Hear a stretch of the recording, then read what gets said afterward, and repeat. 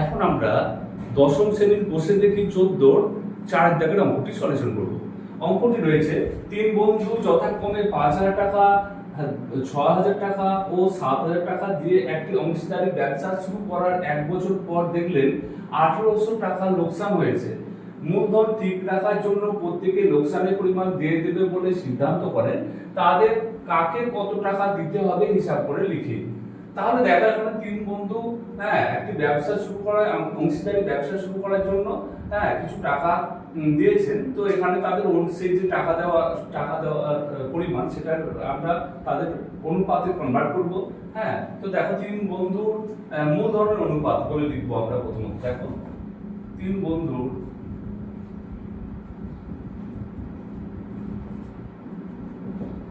মূলধনের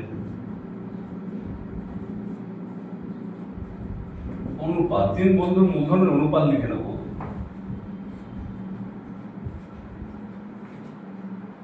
অনুপাত সমান কত?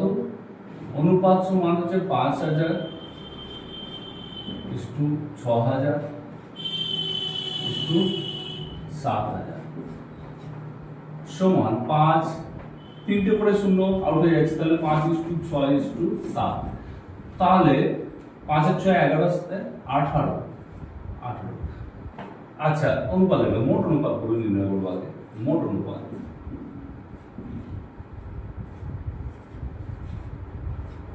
সমান 5 প্লাস 6 প্লাস 7 সমান 5 আর 6 11 সাথে 18। এইবার দেখো বছরে 1 বছর পরে লোকসান হয়েছে কত? 800 টাকা। তাহলে 1 বছর পর লোকসানের পরিমাণ বলে লিখছি, লোকসানের পরিমাণ সমান কত? 1800 টাকা। 1800 টাকা। তাহলে এই লোকসান প্রত্যেক বন্ধু দিয়ে দেবেন বলে ঠিক করেছেন। তাহলে হিসাব করে দেখি বলেছে অঙ্কটির মধ্যে যে কাকে কত টাকা লোকসান দিতে হবে। তাহলে দেখছি অতএব প্রথম বন্ধুকে লোকসান দিতে হবে, প্রথম বন্ধুকে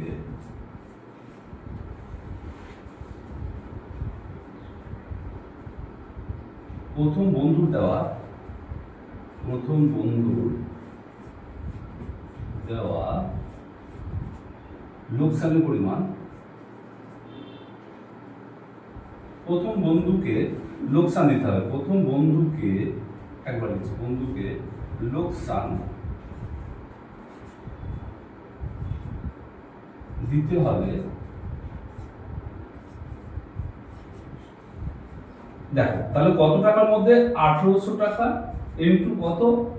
5-এর প্রথম বন্ধুর আনুপাতিক ভাগ হচ্ছে 5-এর 8, 18 শূন্য। আচ্ছা, 18-কে 18 শূন্য সমান হচ্ছে 500 টাকা। আচ্ছা, দ্বিতীয় বন্ধুকে লোকসান দিতে হবে, এখানে লিখছি দ্বিতীয় বন্ধুকে লোকসান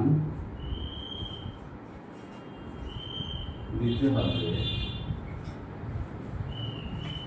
সমান 1800 ইন্টু কত? দ্বিতীয় বন্ধু 6/18, 6/18, 18-কে 18 শূন্য সমান 600 টাকা।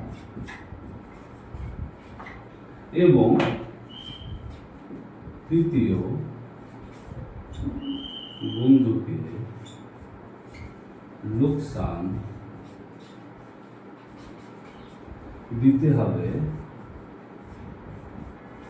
সমান 1800 গুণিত কত? 7/18, 18-কে 18 তাহলে শূন্য, 18-কে 18 100 সমান 700। তাহলে তিন বন্ধুর লোকসানের পরিমাণ কত সেটা আমরা বের করলাম। সেই সঙ্গে দেখো চারের দাগের অঙ্কটি সলিউশন।